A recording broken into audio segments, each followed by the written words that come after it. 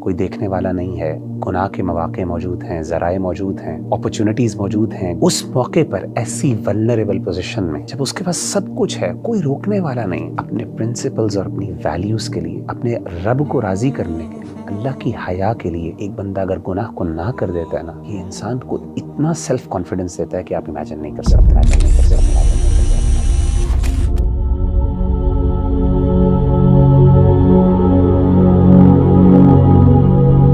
صحابہ کرام اور ہمارے جتنے بھی انبیاء کرام آئے ہیں، ان کے اندر نا ایک بڑا امیزنگ قسم کا سیلف کانفیڈنس تھا، خود اعتمادی تھی، اور بڑے بڑے بادشاہوں اور بڑے بڑے دنیا دار لوگوں کے سامنے وہ حق کی آواز بلند کرتے تھے اور حق کی بات کہنے میں ہچکچاتے نہیں تھے. لیکن ہم آج کل اپنے آپ کو دیکھیں یا یوتھ کو دیکھیں تو ان کے اندر سیلف کانفیڈنس نہیں ہے. بات کرنا بھی چاہ رہے ہیں، بات کر نہیں پا رہے، بات حق کی بھی ہے لیکن بات ہو نہیں پا رہی. تو وغیرہ بھائی کیسے ایک انسان کے اندر سیلف کانفیڈنس آ جو کیا سیکریٹ ہے کہ اگر وہ بندہ اس کو اپنی زندگی میں اپلائی کرے، اس کے اندر خود اعتمادی بھی آ جائے اور وہ حق کی بات بھی کر پائے؟ ربی بھائی، اللہ تعالیٰ کو نا 2 قطرے بہت پسند ہے، حدیث میں آتا ہے. ایک قطرہ وہ ہے جو انسان جب اللہ کی راہ میں جہاد کرے اور خون کا قطرہ اس کے جسم سے بہہ جائے، یہ اللہ کو بہت پسند ہے قطرہ.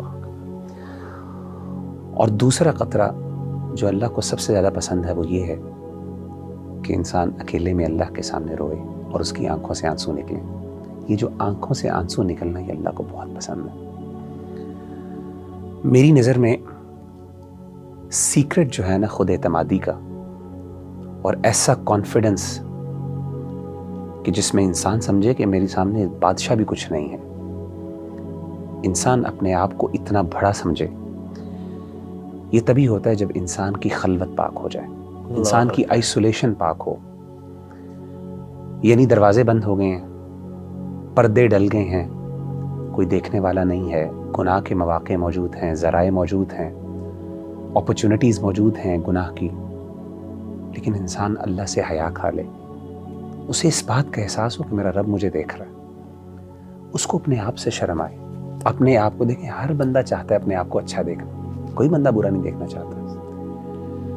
اس موقع پر ایسی ولنریبل پوزیشن میں جب اس کے پاس سب کچھ ہے، کوئی روکنے والا نہیں، اپنے پرنسپلز اور اپنی ویلیوز کے لیے، اپنے رب کو راضی کرنے کے لیے، اللہ کی حیا کے لیے ایک بندہ اگر گناہ کو نہ کر دیتا ہے نا، یہ انسان کو اتنا سیلف کانفیڈنس دیتا ہے کہ آپ امیجن نہیں کر سکتے.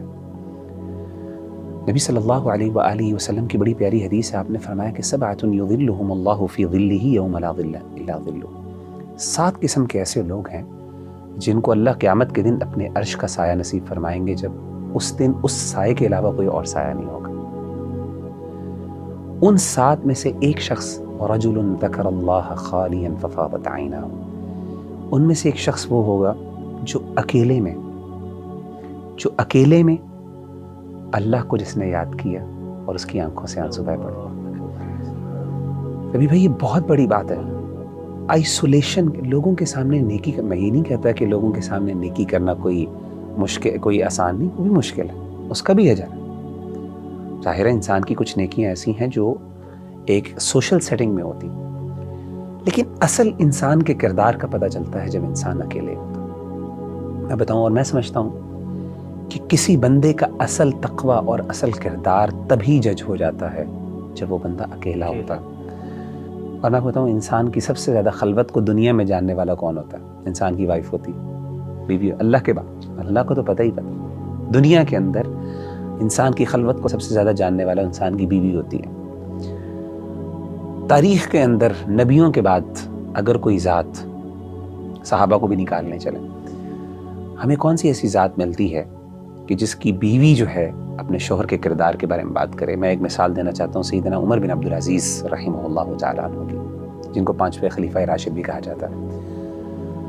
میں حیران ہوا ان کی سیرت پڑھ کے کہ آپ کی وائف نے یہ اپنے شوہر کے بارے میں کہا. الفاظ کچھ یوں تھے کہ واللہ، اللہ کی قسم، ما رأیت احدا اتقى من زوجی، اللہ کی قسم میں نے اپنی زندگی میں کبھی بھی اپنے شوہر سے زیادہ اللہ سے ڈرنے والا کوئی شخص نہیں دیکھا. امیجن کریں، ہن لباس لکم وانتم لباس لہن، کہ بیوی آپ کے بارے میں یہ کہہ رہی ہے کہ میرا شوہر کی جو نیکی ہے آپ امیجن نہیں کر سکتے. یعنی کوئی ہرڈل نہیں ہے, کوئی روکنے والا نہیں ہے. یہ ایک تقوی کا معیار ہے.